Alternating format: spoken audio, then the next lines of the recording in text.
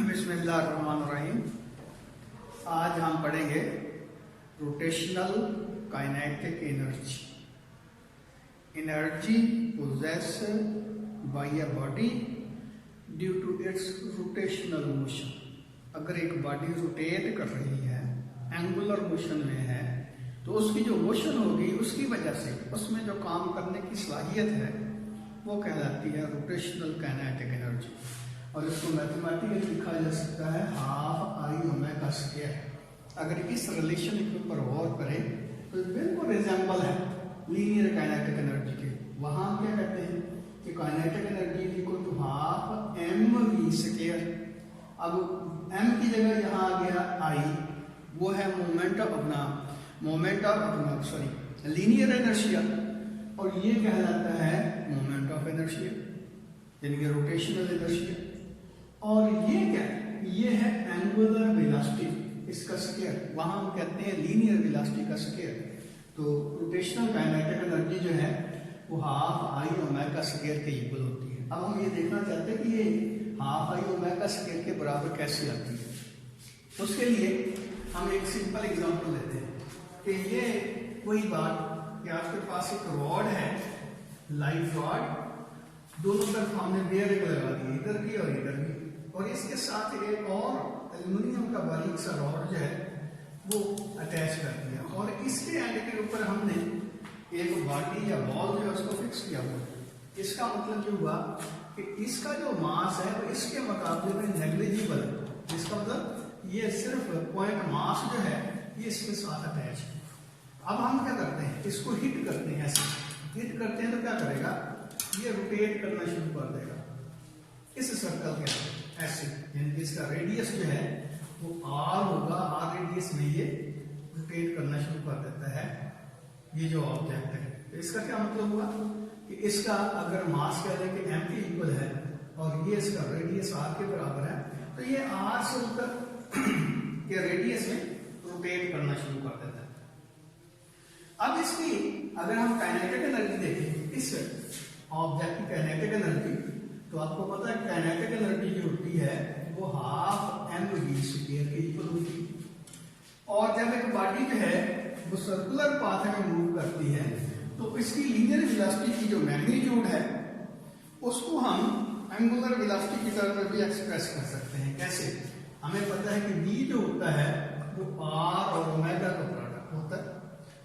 अब ये बात जो है यहाँ पे इसमें पुट करते हैं तो ये आपके पास आ जाएगी kinetic energy is equal to half M, और ये आ जाएगा आर ओमेगा का स्क्वायर। v की जगह उसकी वैल्यू पुट करते हैं तो ये क्या बनेगा, half M R square omega square. और आपको पता है कि जब बॉडी जो है ऑर्बिटल मोशन में होती है तो उसका जो मोमेंट ऑफ इनर्शिया होता है वो एम आर स्क्वायर के इक्वल होता है। इसका मतलब ये हुआ कि इसको हम आई के बराबर लिख सकते हैं, तो ये आ जाएगा हाफ आई ओमेगा स्क्वायर। तो ये इसकी रोटेशनल काइनेटिक एनर्जी होगी, यानी कि ये जो पॉइंट मास हमने लिया है जो इस सर्कल में रोटेट करेगा तो इसकी जो रोटेशनल काइनेटिक एनर्जी होगी वो हाफ आई ओमेगा स्क्वायर के बराबर। सिंपल बात पहले भी हम डिस्कस कर चुके हैं।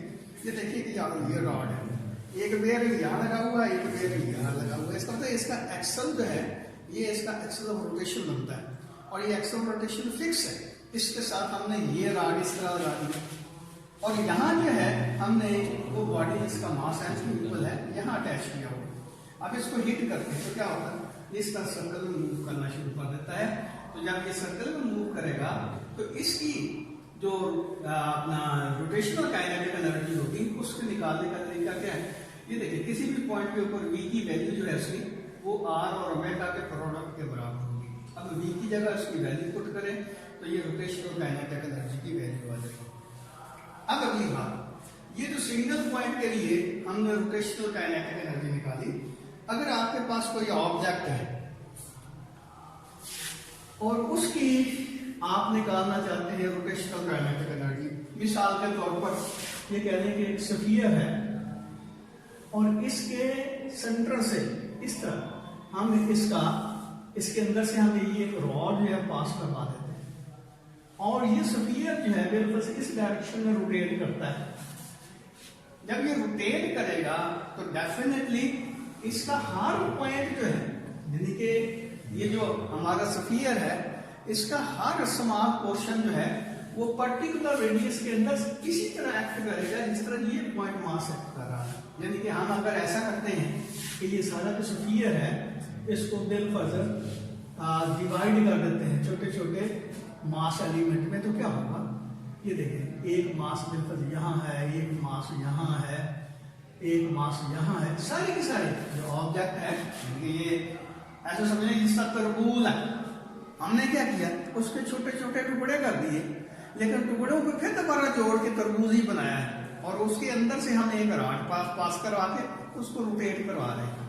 तो जब रोटेट करवाएंगे तो हर पोर्शन जो है एक पर्टिकुलर रेडियस के अंदर वो रोटेट करेगा, यानी कि हर पोर्शन जो है उसका मास एलिमेंट जो है वो इस तरह एक्ट करेगा जिस तरह ये पॉइंट मास एक्ट कर रहा है। तो बिल फर्ज हम कहते हैं कि ये जो बॉडी है, ये जो पॉइंट हमने लिया है, ये पॉइंट मास जो है, ये पोर्शन जो है हमारा सेक्शन जो है इस स्फीयर का, उसकी वैल्यू कहने के m1 के इक्वल, इसका मास m1 के बराबर है, इसका मास m2 के, इसका मास m3 के बराबर है। तो जब सारे के सारे जो स्फीयर को हम डिवाइड कर देते हैं छोटे छोटे पोर्शंस में मास एलिमेंट में, तो और उसको रोटेट करवाते हैं, तो हर मास जो है अपने अपने, ये हमारे पास एक स्फेरिकल शेप में बॉडी है, इसके सेंटर के अंदर से हमने एक रॉड गुजारा है, वो रॉड एक्ट करता है लाइक एक्सिस ऑफ रोटेशन, यानी कि हम उस रॉड के अबाउट इसको रोटेट करवा रहे हैं। तो इसका हर पोर्शन जो होगा, इस स्फीयर का हर पोर्शन अपने अपने दायरे के अंदर रोटेट कर रहा है।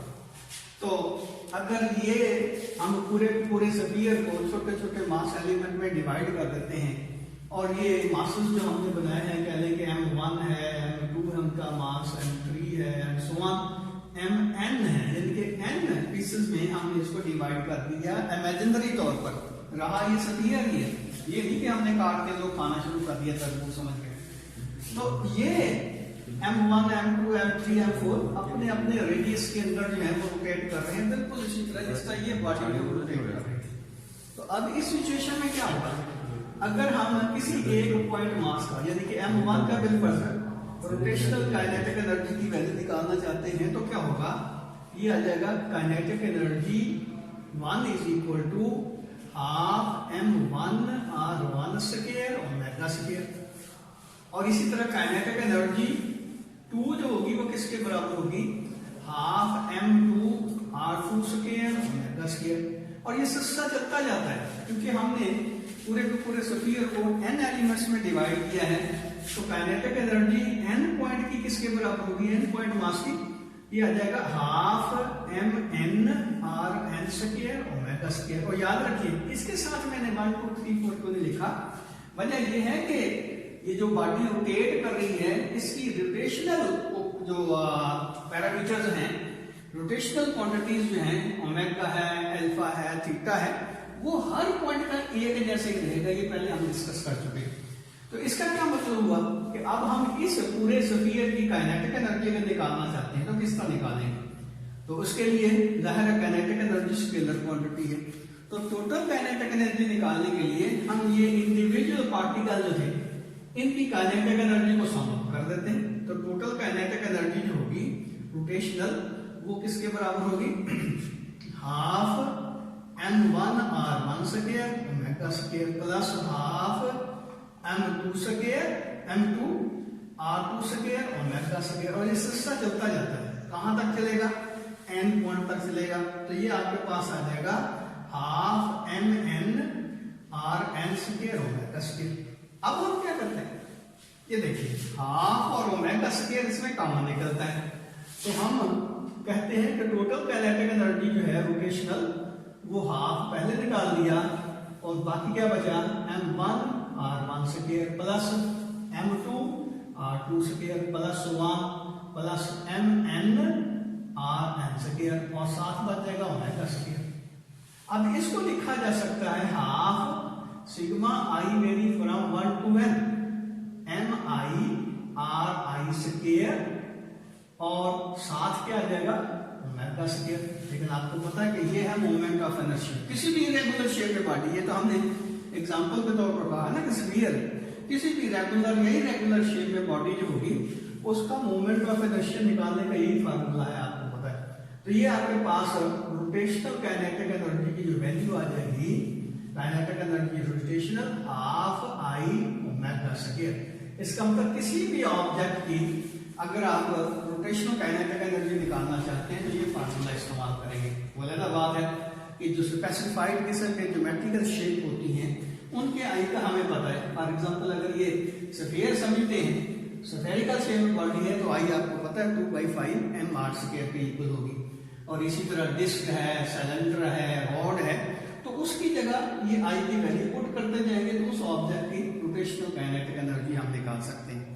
तो देखें, जिस तरह हम बाकी एनर्जीज जो हैं जिनके लीनियर काइनेटिक एनर्जी वगैरह को कंसिडर करते हैं कि पार्ट्स ऑफ एनर्जी है, इसी तरह रोटेशनल काइनेटिक एनर्जी जो होती है वो भी पार्ट ऑफ एनर्जी ही है, काइनेटिक एनर्जी का पार्ट ही है।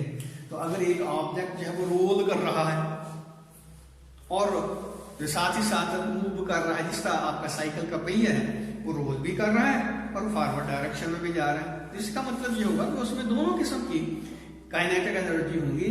लीनियर काइनेटिक एनर्जी भी होगी जिसको ट्रांसलेशनल काइनेटिक एनर्जी कहते हैं, और साथ ही साथ उसमें रोटेशनल काइनेटिक एनर्जी भी होगी। तो टोटल काइनेटिक एनर्जी इन दोनों एनर्जीज के सम के इक्वल होगी। तो सॉरी, आज टाइम जो है वो जरा ज्यादा ज़ाया हो